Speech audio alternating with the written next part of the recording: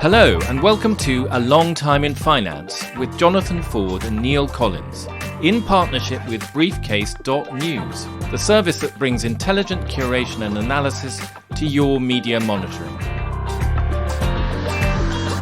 So, what with the COP27 climate conference, Just Stop Oil protesters gluing themselves to roads and bridges across the UK, and a continuing debate about how Europe weans itself off Russian fossil fuels, it's hard to avoid the energy transition. So we thought we'd lean in and do something about it, in particular, the renewables industry. Now, what are renewables? Basically, we're focusing on two main technologies, wind and solar. The idea is quite old in origin. The first person to suggest we could power a prosperous society entirely by wind was John Etzler, who proposed the idea in 1833. But it's taken a while for technology to catch up with the polemics. Only in recent years has renewable energy formed a meaningful chunk of electricity production. In 2020, it accounted for about 10% globally, according to BP's Statistical Review of Energy.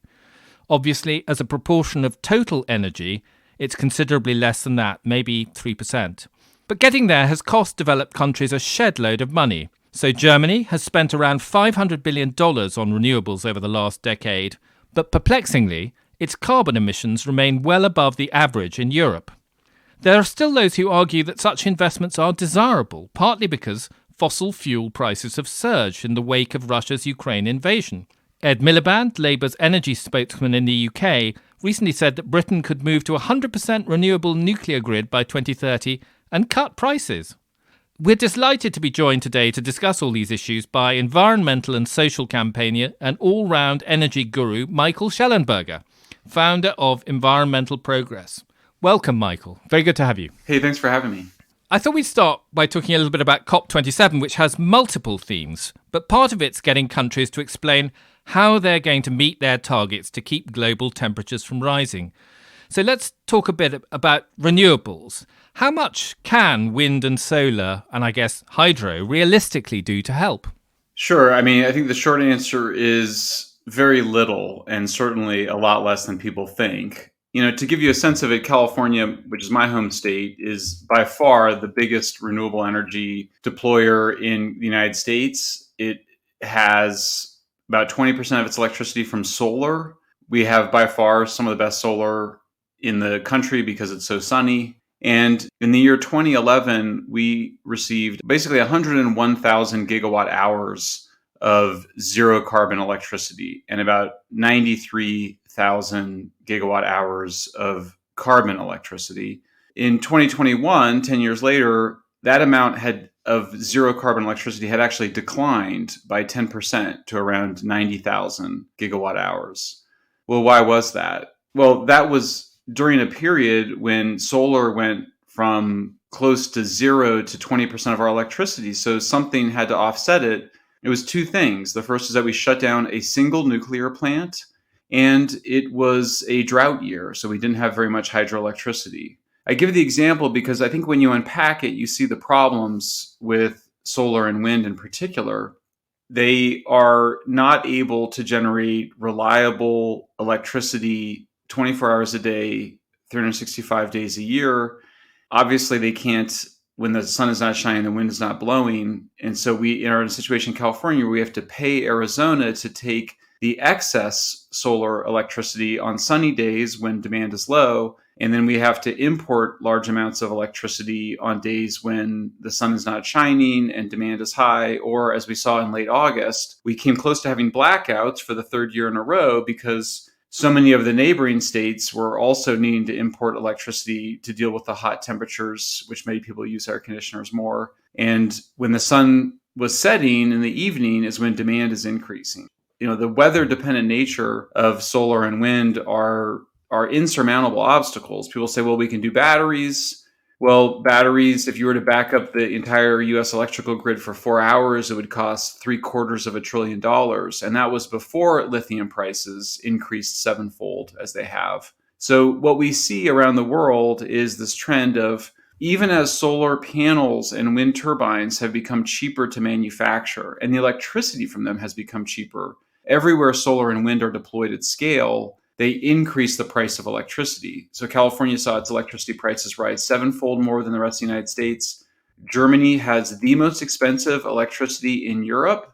Denmark has the second most expensive, and these are the two biggest renewable electricity countries. Now, you might say, well, that's okay because Germany and Denmark have clean electricity, low carbon electricity. In fact, Germany produces 6 times more carbon per unit of electricity than France. And the reason is because Germany's been moving away from nuclear towards renewables and fossil fuels, while France is mostly nuclear. And the similar story when you compare Sweden to Denmark. And the same thing holds up with the cost. So France spends about 75% as much on its electricity as Germany does.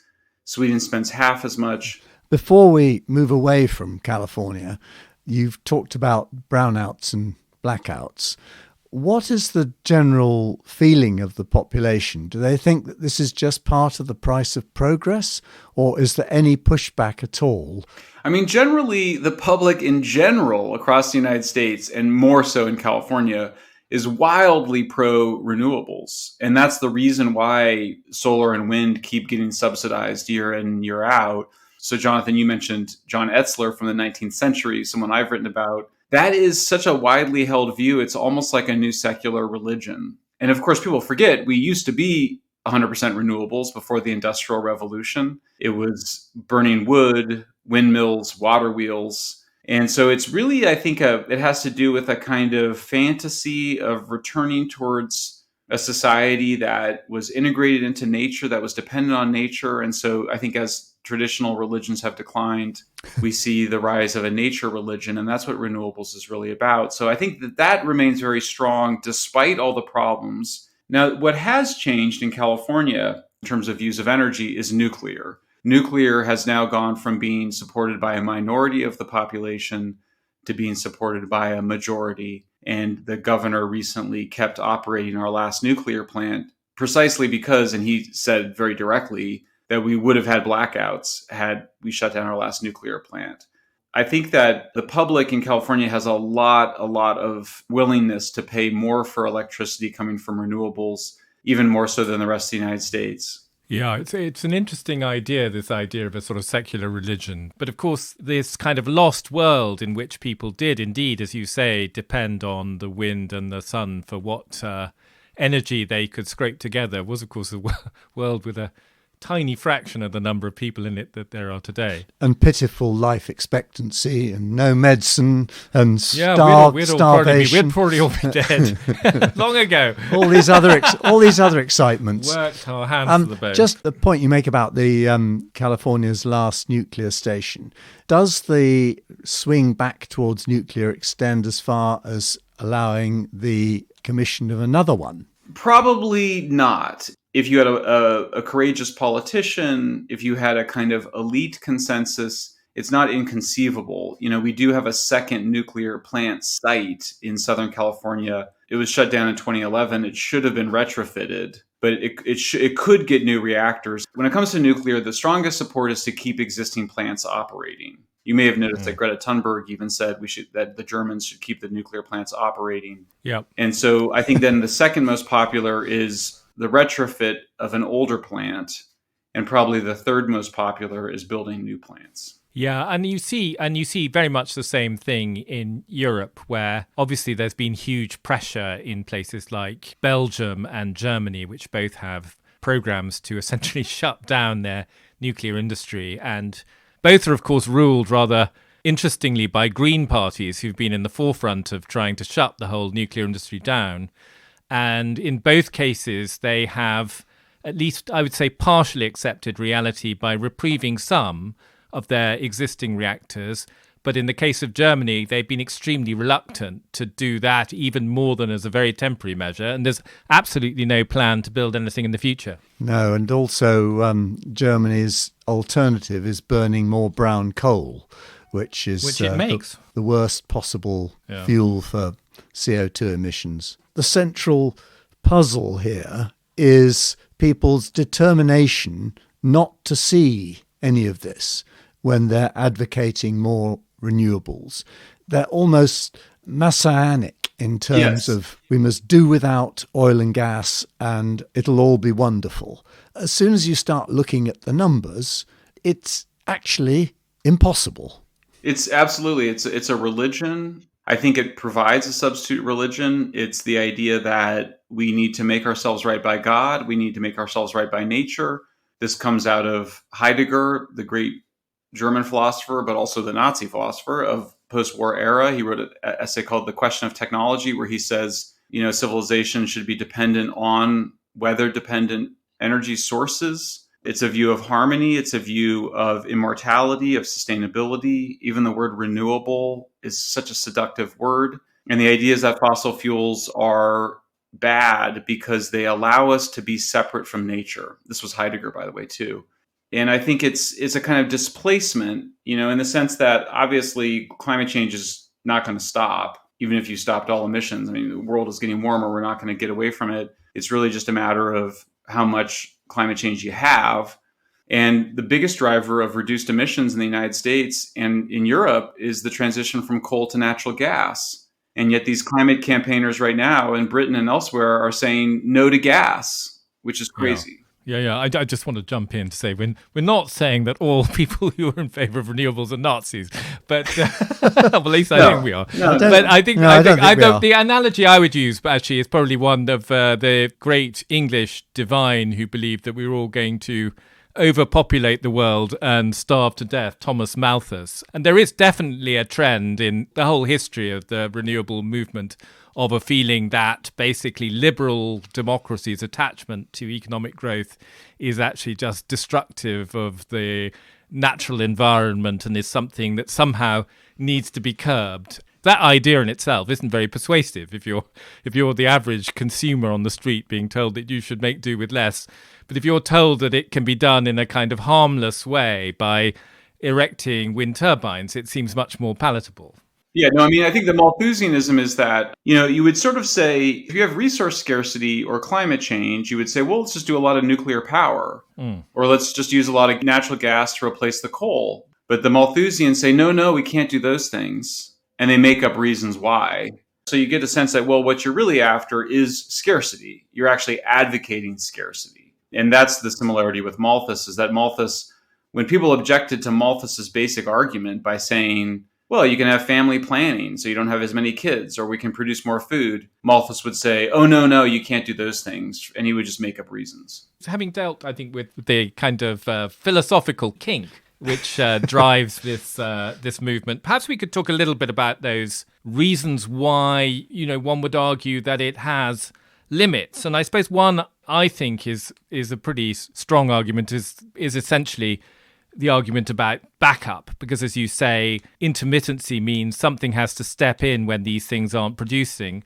And at the moment, it's pretty much is natural gas in Europe, and I'd guess quite a lot of that in the States, and some nuclear. Can we ever get beyond that? Well, keep in mind that to some extent, there's always going to be some need for storage, in the sense that demand for electricity is not constant. We just use a lot less electricity on the weekends, at night. And so, when we built nuclear plants in the 60s, we often built these pumped storage, which is the cheapest way to store large amounts of electricity. It's just pumping water uphill when you don't need it and rolling it back over a turbine when you do. I think the basic principle of why electricity is such a cheap form of energy, the reason we make electricity so cheap, is that you minimize the number of energy conversions, meaning you minimize the amount of needing to turn electricity into pumped storage or into chemicals in the form of batteries and then redischarge it. So, any energy conversion is going to cost, it's going to be an energy penalty of somewhere between 10 and 20%. You're just increasing the cost of electricity every time you have to turn the electricity into something else and put it back on. So you want to minimize that. It's also the central weakness of the electric car. Yeah, which is in fact, the more rapid charging we now know degrades the batteries much more quickly. So, and then the other thing is that if you care about the environment, you don't want a lot of storage for other reasons, meaning you don't want a lot of hydroelectric dams. You don't want to transform the natural environment that much. You don't want to do a lot of mining. The punchline would be no, there's no way that we are going to move to a grid that is heavily reliant on lithium batteries. They're just too expensive. They're too environmentally degrading. Yeah, certainly from a UK perspective, the demonization of the oil companies and the oil and gas companies is rather depressing to behold, because they are actually responding by cutting back their exploration and production in the face of the pressure from the environmental groups. Are they going to cut it back sufficiently to restrict the supply of gas globally, assuming that in the end that the Ukraine war ends and that some sort of normality returns? I totally agree with you. By the way, the demonization of the oil and gas industry is global. It's a global phenomenon. I mean, it's in South America. It's in Africa. It's absolutely bonkers. Natural gas is obviously a superior fuel to coal. Yes, there's methane leakage. No, the methane leakage does not outweigh the reduction in carbon from coal to gas. Everybody knows gas is the best fossil fuel intuitively, even if you know nothing about energy. It's the only one you want to burn in your kitchen. We have a huge scarcity of gas. And look, part of the reason is that we had this huge abundance of gas thanks to the fracking revolution, as well as offshore drilling about a decade ago. But really, the investment in oil and gas declined by half over the last decade. Now, part of that, it's true, was due to the oversupply and the desire from oil and gas companies to make more money. But another part of it was due to the campaigning against the oil and gas companies, ostensibly in the name of climate change, but not the real reason, in my view, because gas was reducing carbon emissions, was the main event in terms of reducing carbon emissions. I was disappointed to see that the new Prime Minister of Britain reversed the decision by the last Prime Minister, who was Prime Minister there for, 5 minutes, who had said that she was going to frack.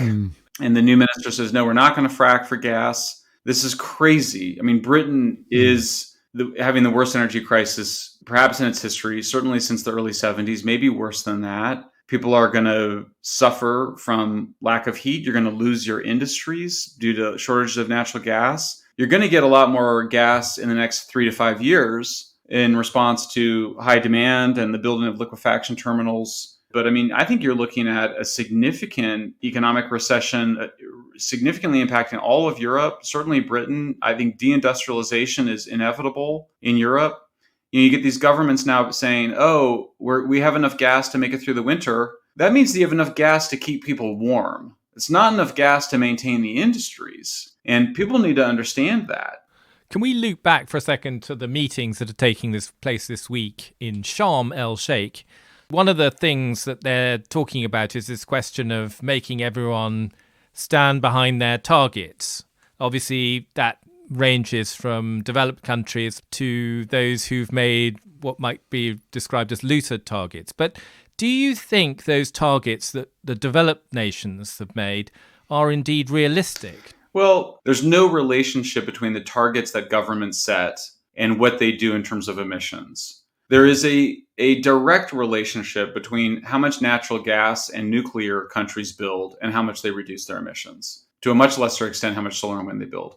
So for me, I find these conferences dishonest in that they are premised on the idea that nations are going to decide their energy policy, energy which is fundamental, as we've been reminded, to national security. You know, if you are overly dependent on Russia, you can't deter Russia from invading Ukraine. So what I object to about these climate conferences is the idea, first of all, that these things are going to be negotiated by a bunch of bureaucrats who are not accountable to the public or their industries in terms of the economics. I also object to the fact that the idea that you could discuss climate policy separately from economic policy or national security policy, that's obviously wrong.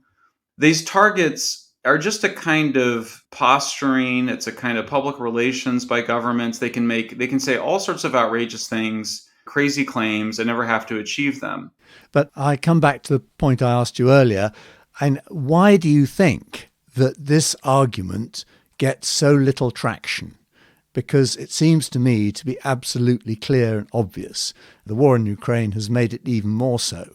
But the idea that somehow we can all get together and put down wonderful targets, probably not the bureaucrats, but the politicians. But the politicians, of course, know they won't be in power at the time when these targets are supposed to be met.